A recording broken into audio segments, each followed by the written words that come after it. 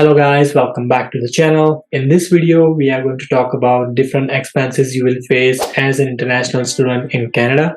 We are also going to talk about certain tips and tricks that can help you to reduce your overall expenses and also probably increase your income by doing certain kinds of part-time jobs. So without wasting any time, let's get right into it. Now, the expenses will vary based on your location, the level of your study, and your lifestyle as well. So this will be different from one person to another, but let's talk about a general overview of the different expenses you will face over here.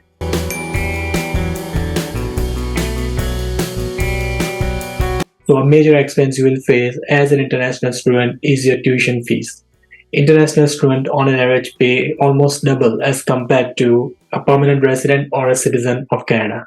Depending on your level of study and the university or college you have selected, you will pay on an average around between $15,000 to $30,000 per year. So that is one of the most important expenses you have to tackle. Now, how to reduce your overall expense? There are certain kinds of scholarships that are available in each college or university. There are other financial aids available as well. So as soon as you enroll and enter your university or college, it is a very good idea to research of every possible grant or scholarship that is available and apply in every grant or scholarship that you qualify for. Accommodation is another major expense you have to face when you are an international student. It does not matter which college or university you are living or which city you have selected to live in. You will face around $500 to $1,000 a month as an expense for your accommodation. And there are two types of accommodation you can possibly go for. Either you can live on campus or off campus. Both types of accommodation have certain advantages and disadvantages. If you prefer to live on campus, then you can save a bit of time because you have to travel to your college or university every day. But if you are employed off campus, then again you will spend the same amount of time to go to your work. On-campus accommodation is always costlier as compared to off-campus accommodation. So if you want to save a bit of money, you should choose off-campus accommodation. Additionally, if you prefer to live with roommates, that can again reduce your cost, and it will also help you to share your household duties and responsibilities, which will eventually save you a bit of time.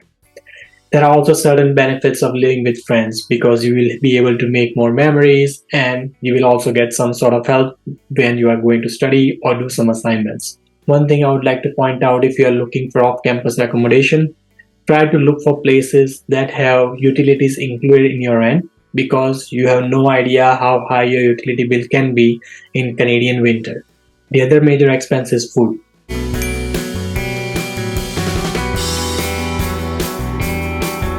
This expense will also differ from one person to another based on their diet, their lifestyle, and how often they want to cook at home. One tip I would like to give to everyone is to try and cook as much as possible at home to save a bit of money as you have to take care of all other kinds of expenses. The other expense is health insurance. It is always advisable to have health insurance in Canada because your medical bill can be very high if you are not insured. On an average, you will have an expense of around $50 to $75 a month if you want to go for an health insurance in Canada.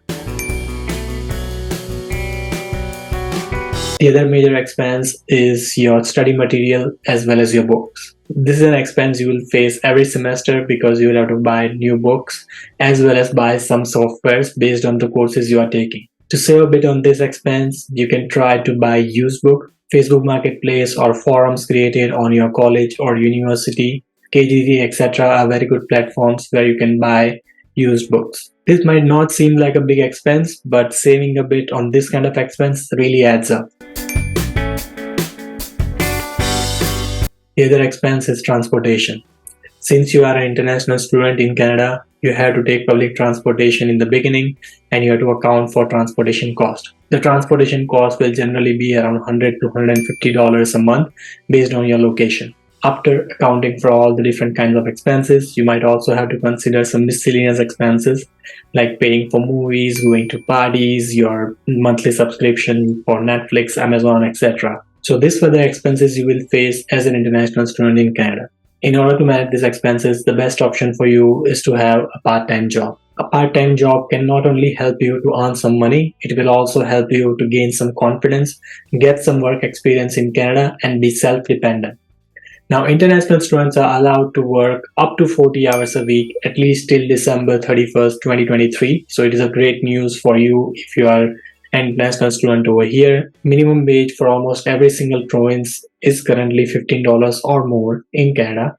So if you are working 40 hours a week and your wage is $15 an hour, then you can earn up to $2,400 if we don't take into consideration taxes, which we really have to. But we are not considering taxes in this case. So you will be making around $2,400 a month, which is great. But in this example, we consider that you are making minimum wage. There are a lot of jobs in Canada that can help you to make a lot more than minimum wage. So let's talk about some job opportunities you should look for as an international student.